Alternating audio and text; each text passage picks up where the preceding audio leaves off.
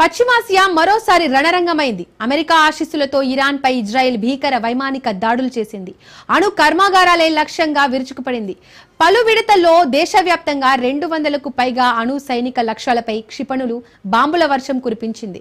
Israel నిఘా సంస్థ Mossad ముందస్తుగానే ఇరాన్లోకి చేరవేసి ఉంచిన డ్రోన్లు కూడా అదే సమయంలో వాటిపై దాడులకు దిగాయి.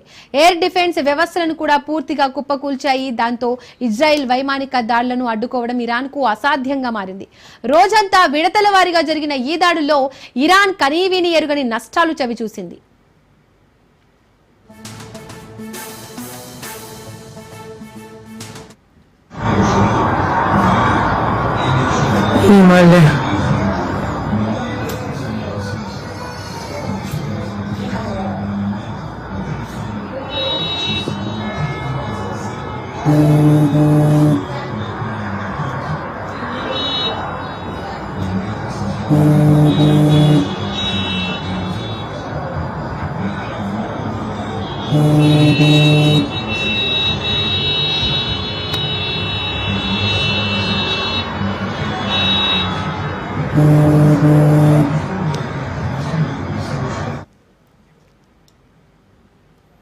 ఆర్మీ చీఫ్ తో పాటు తమ వారి మృతిని ఇరాన్ సుప్రీం నేత ఆయతుల్లా అలీ ఖమేనీ ధృవీకరించారు.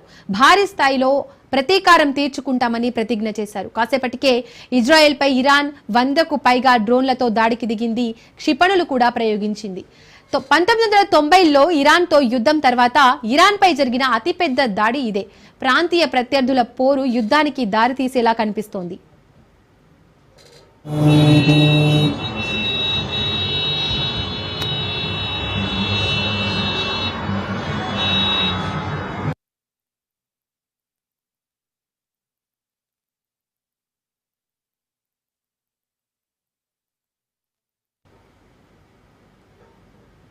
ఇరాన్ ప్రతి దాడుల హెచ్చరికలతో ఇజ్రాయెల్ జాతీయ ఎమర్జెన్సీ ప్రకటించింది. పౌరులు సురక్షిత ప్రాంతాల్లో ఉండాలని, హోమ్ ఫ్రంట్ కమాండ్ అధికారుల సూచనలను పాటించాలని సూచించింది. దాంతో జనం నిత్యావసరాలను నిల్వ చేసి పెట్టుకునేందుకు సూపర్ మార్కెట్లకేసి పరుగులు తీశారు. అన్ని సరిహద్దుల వద్ద తమ సైనికులు సర్వసన్నద్ధంగా ఉన్నారని మిలిటరీ చీఫ్ ఇయాల్ జమీర్ హెచ్చరించారు.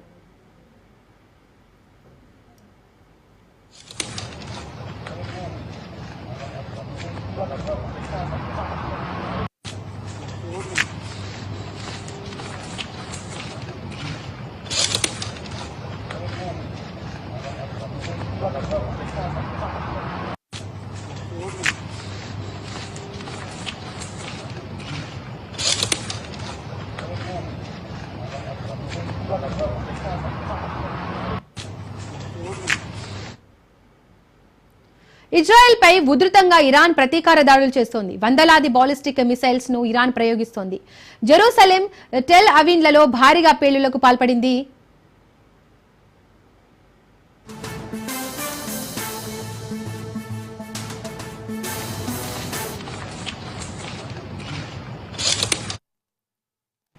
పశ్చిమాసియాలో ఉద్రిక్తత కొనసాగుతోంది. ఇరాన్ ఇజ్రాయెల్ భీకర యుద్ధ వాతావరణం నెలకొంది.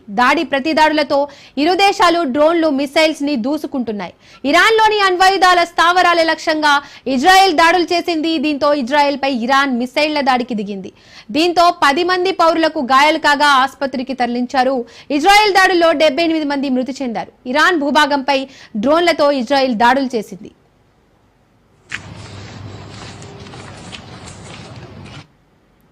ఇక ఇరు దేశాల భీకర యుద్ధంతో ఇరాన్లోని భారత విద్యార్థులు భయాందోళనలో ఉన్నారు. తమను స్వదేశానికి తరలించేందుకు చర్యలు చేపట్టాలని భారత ప్రభుత్వానికి విజ్ఞప్తి చేస్తున్నారు.